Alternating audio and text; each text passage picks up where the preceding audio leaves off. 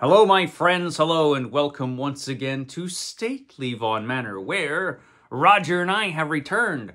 Because it's Wednesday, that means it's Epic Comic Book Wednesday. Every Wednesday, we'll talk about a certain comic book, graphic novel, or comic book subject. Steve Donoghue over on his channel will talk about the same comic book, graphic novel, or comic book subject. It is our world's finest team-up that we do once a week. And this week, my pal Steve is going to be really excited because today we're talking about Kamandi, the last boy on Earth. It's Kamandi, or Kamandi, or Kamandi. I don't know, it's one of those things. Anyway, he's the last boy on Earth. Look at him, there he is, being the last one. He's the last boy on Earth. Anyway, this was a comic book created by Jack Kirby back in 1972 for DC Comics. Jack Kirby spent some time at DC Comics where he created a bunch of crazy stuff like the New Gods and all those characters, which are still around in the DC universe. And a character you don't see too much anymore, Kamandi, the last boy on Earth. See, back in the early 70s, Planet of the Apes was really popular, but DC Comics, they couldn't get the license to Planet of the Apes to create Planet of the Apes comic books. So somebody said to Jack Kirby, hey, Jack Kirby, can you do a comic book kind of like the Planet of the Apes? You know, that would be awesome if we had something that was like that, but different. So Jack Kirby said, well, sure. So he dusted off a couple of old ideas that he had and created this magnificent comic book about the last boy on Earth. Now, Kamandi grew up in a bunker called Kamandi. That was the section of the bunker he was in, Kamandi. And he was raised by his grandfather. And he had no real exposure to the outside world because the outside world had gone crazy. You see, there was a great disaster. It was the great disaster.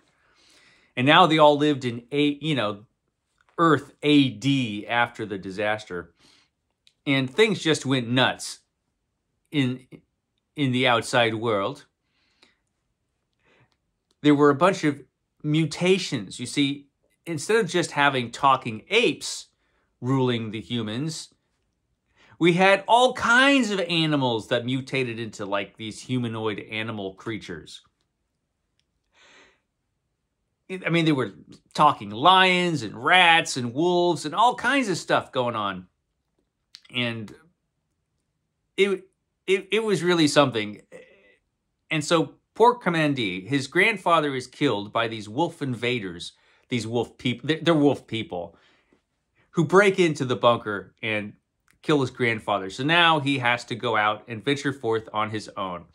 So he knows a bit about the past because, you know, he's been studying all these microfilms and everything, and he had his grandfather telling him stories about what it used to be like on Earth. But it's this comic book, man, it's crazy. It's kind of a crazy comic book. So this was the very first issue of Kamandi, or Kamandi, one of those. And of course you see the imagery, which is sort of reminiscent of Planet. There's something about this cover that reminds me of Planet of the Apes right off the bat. I can't quite put my finger on it, but there's something about this cover that does. And in the beginning, we have the last boy on Earth out in the wasteland that Earth has become. And this comic book, I remember this comic book from when I was a kid. When I was a little kid, there were still issues of this floating around. And it was wild, man. And it was... And of course, here we have the humans who are, you know, like the humans in the Planet of the Apes, not too bright. And this is one of the wolf people that kills Kamandi's grandfather. Unpleasant looking fellow. And this comic book is just,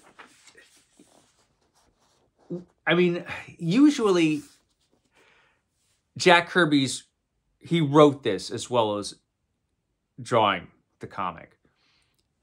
And for most of the comics that I've read that Jack Kirby has written, they've been more or less not that great.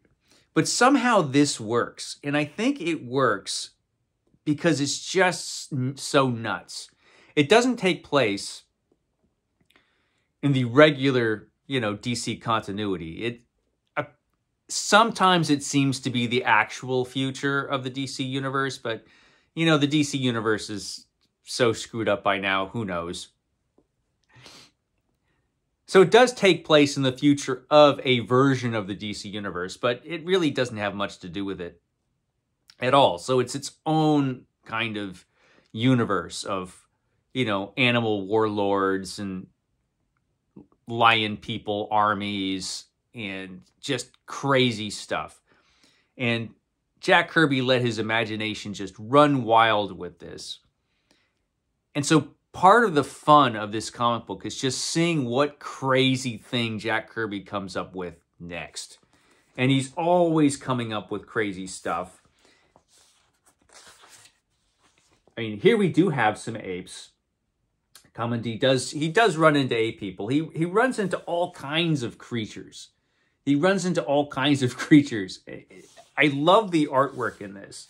It's just wild. We have a bunch of, he has a bunch of, 2-page splash pages, 2-page spreads all over the place, pretty much in every issue.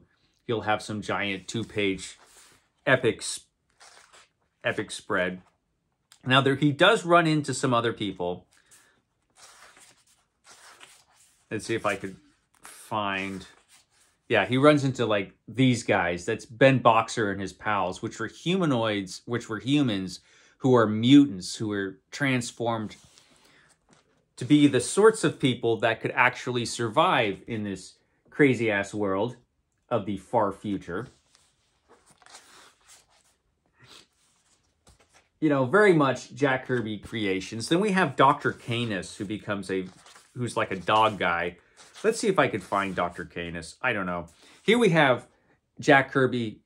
Jack Kirby's The Demon makes an appearance as a comic book. Kamandi's reading an old comic book, just like most of us kids did back in the day. We'd find some beat-up old comic books and read them.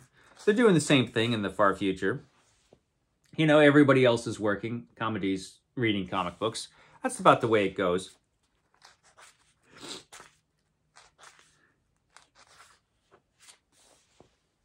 He actually, one of the fun things, just apart from all of the exciting adventures, Kamandi, he makes friends, he makes enemies as he travels across this bizarre wasteland of Earth AD. His ultimate goal is to find a way to bring human beings back into at least, relevance. I mean, they're just all pretty much savage animals at this point, with some exceptions. He does run into quite a few exceptions. Like the mutant Ben Boxer. And then we have, he meets this young lady, Flower. He meets Flower. It's a romance that comes to a tragic end. Death! This comic book, it lasted, I believe, 59 issues. Jack Kirby did not stay on the book all 59 issues. But even when he left, from what I remember, a lot of those issues were pretty good. They seem to follow the spirit of Jack Kirby's creation here. And this is just, like I said, an absolutely wild ride of a comic book. Full of just amazing Jack Kirby things. I mean, the writing quality probably isn't actually better than some of the other things that Jack Kirby wrote. But it all works better because it all takes place in this crazy-ass world. And, I mean, literally, you just read on and on, just wanting to find out what happens next in Kamandi's crazy adventures. Because it really is just one wild adventure after another, full of this high energy artwork with Jack Kirby just letting his imagination just run wild. Post-apocalyptic adventure at its very best. Not everybody shares this opinion of Kamandi. You might get a video later from Steve Donoghue where he talks about how crappy this comic book is, but it's wonderful. There is a Kamandi omnibus, like a big fat omnibus edition, which I believe probably has all of the Jack Kirby issues in it. I was foolish and I did not get that omnibus when I had the chance. There are at least, I think there are 2 of these fat paperback collections now. I don't think there's a third. They are certainly worth picking up if you're interested in Jack Kirby's artwork, for one thing. I mean, if you like Jack Kirby, man, you will probably love this book because this comic was wild. And just chock full of amazing Jack Kirby artwork. And it's fun. It's just a pure fun adventure comic book that takes place in a bizarre future of Jack Kirby's wild imagination. What more do you need, really? I highly recommend this. It's incredibly fun.